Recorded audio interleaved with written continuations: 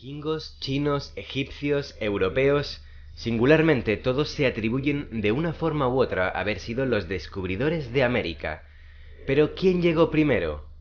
Esta noche, con la ayuda del investigador y escritor Carlos Mesa, queremos viajar al Nuevo Mundo e intentar averiguar quién lo descubrió de verdad.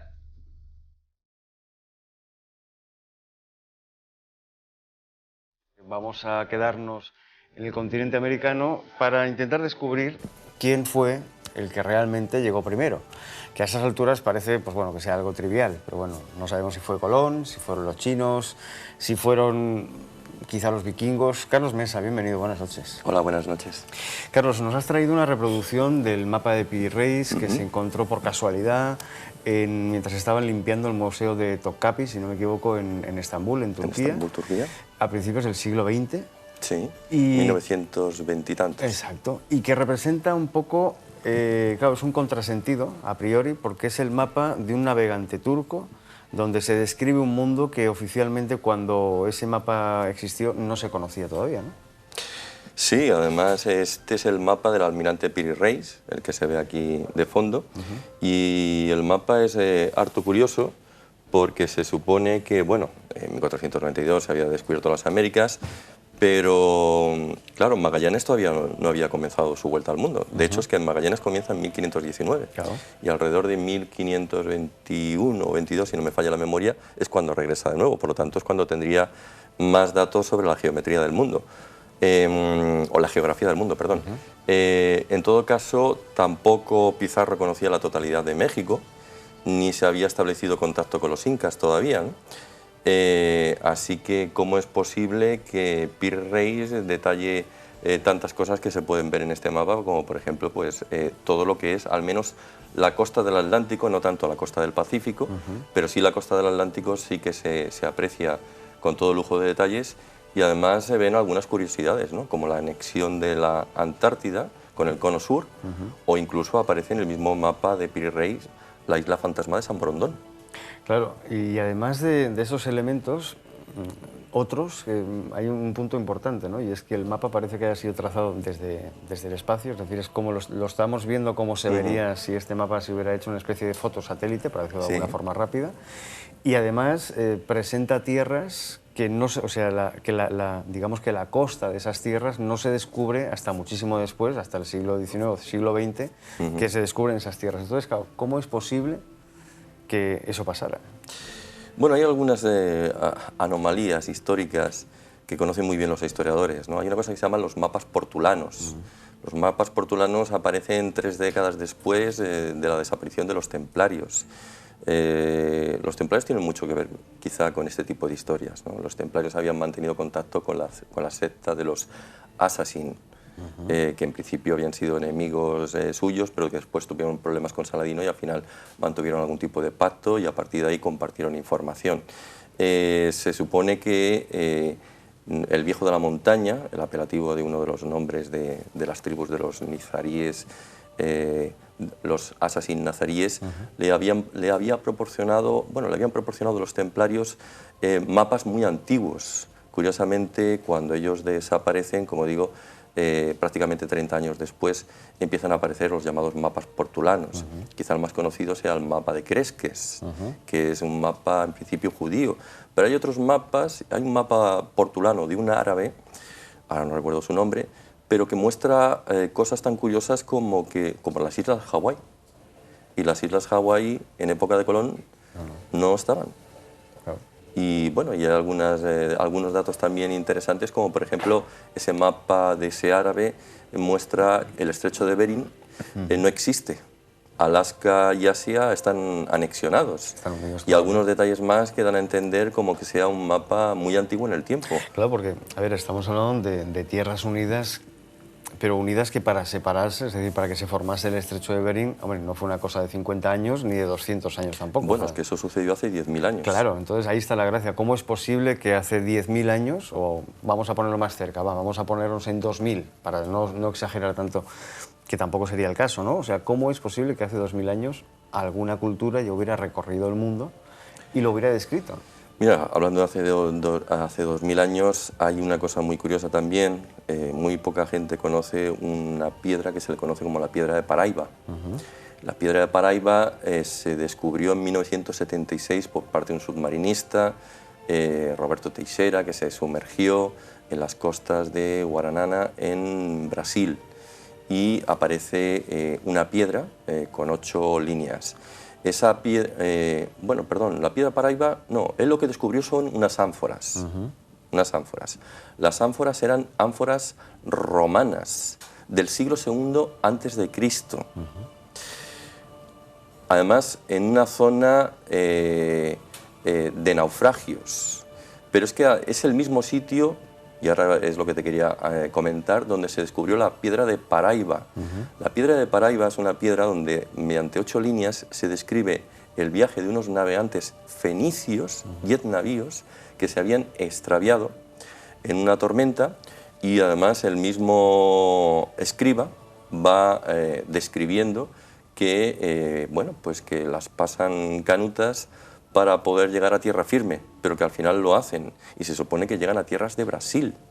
Claro, eso viene de alguna manera relacionado con el hecho de que se descubrieran ánforas romanas. Probablemente lo que querían era pues hacer intercambiar, los fenicios eran los comerciantes, ¿no? Querían intercambiar ánforas y otros utensilios, y acabaron naufragando en aquellas tierras. Si me dices 2000 antes de Cristo, pues, perdón, 2000 años atrás en el tiempo, pues ya los fenicios estuvieron por allá. Claro, es que incluso si tiramos un poquito más para atrás, ahí tenemos la historia del famoso transatlántico egipcio, construido con cañizo y papiro, que supuestamente habría atravesado el Atlántico, ¿no? Es decir, ahí... Bueno, eso es una historia muy curiosa, porque supongo que te debes de referir a las historias sobre las tierras de Ofir. Hay mucha gente, cuando va al Valle de Gizeh, allá al lado de la Gran Pirámide, como tú sabes, todos nosotros hemos estado por allá, se acaban fijando en un enorme boquete, agujero, inmenso, grandioso, que está al lado de la Gran Pirámide. Y algunos pasan por allá y no le prestan mucha atención. Ah, bueno, aquí se debió descubrir alguna cosa, pero ¿qué cosa? Lo cierto es que, como tú bien dices, es una embarcación. Pero dicen, bueno, una embarcación funeraria, porque se supone o presupone que los egipcios jamás se embarcaron más lejos del Nilo. Lo curioso es que algunos, sobre todo marineros y navegantes, se acabaron, porque eso está en el Museo Egipcio, estaba, porque ahora con todos los cambios que han habido, acabaron, y además ahora están de traslado, como tú bien sabes, ¿no? Y bueno, está el problema de la Revolución Árabe y todo lo demás. Acabaron descubriendo que la proa de esta embarcación supuestamente funeraria tiene arañazos, y arañazos de coral. ¿En el Nilo hay coral? Claro, hay cosas muy curiosas, ¿no? O algunos dicen, los egipcios probablemente incluso llegaran hasta América. Hombre, yo lo dudo, porque quizá el sitio donde pudieron ir es Australia, porque en Queensland allí encontraron una estatua del dios Tot. ¿Qué hacía allí una estatua del dios Tot? ¿Quién la trasladó justo a ese lugar? Y justo en tierras del Tassili, donde yo también he estado, se aprecian grabados en las paredes de tocados egipcios, que son egipcios en definitiva, que se les ve además el uro, que portan en la frente, y llevan en la mano boomerangs. Recordemos que el Tassili está en Argelia. En Argelia, al sur de Argelia. Por lo tanto, probablemente, además se habla de que traían siempre muchísimas toneladas de talentos de oro, ¿no? Probablemente las tierras no fueran las atlánticas y probablemente fueran las australianas, donde allí sí que habían grandes minas de oro, ¿no? En cualquier caso, fíjate que es curioso, porque hablamos, nos hemos quedado en una fecha, en el 1492, como fecha oficial. Sí. Pero todo parece indicar que hubo un montón de culturas anteriores que ya conocían, vamos, más allá de lo que había en el Atlántico. También resulta significativo el episodio de San Borondón, es decir, la famosa isla que no existe, que nadie sabe dónde está, que supuestamente alojamos en Canarias, y que hay varios navegantes que han dicho, no, no, yo he estado y esto está aquí. Incluso pues no recuerdo el nombre del navegante irlandés, el monje irlandés, que hace toda la crónica de cómo es la isla. Entonces, claro, ante todo eso, Colón, cuando fue a la aventura, ¿iba a la aventura o iba a la aventura con los mapas de otros? Colón dice que iba con el mapa de Ptolomeo.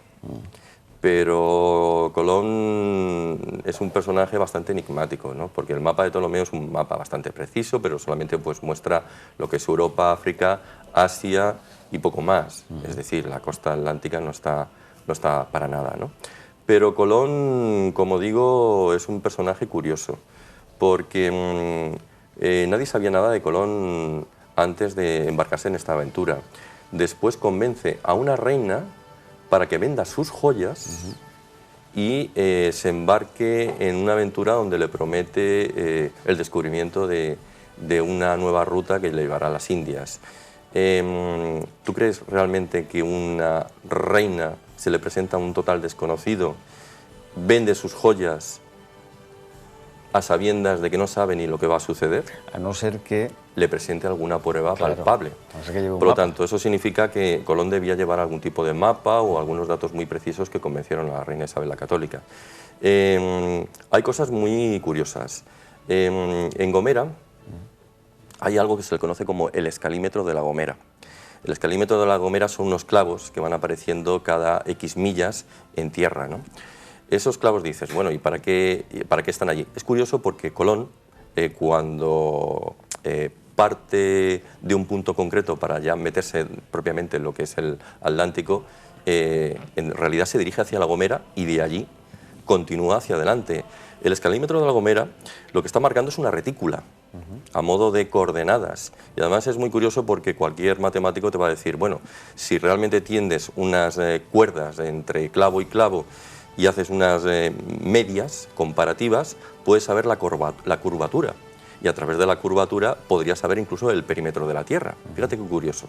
Colón dice además que a partir de 2.800 millas dejen de navegar las tres carabelas, perdón, por la noche. ¿Por qué por la noche?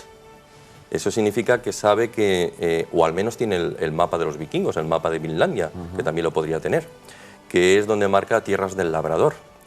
Y sabe que allí se podría encontrar con que los barcos pudieran encallar. Después le dice Martín Pinzón que se desvíen hacia abajo. O sea que inclusive Martín Pinzón también tiene conocimiento de que desviándose hacia una ruta muy concreta podría llegar hasta unas tierras. Y fíjate lo curioso, que eso es algo que además se observa en cualquier cuadro de los tres barcos de Colón. Colón porta velas con una enorme cruz paté roja, que es además la cruz templaria.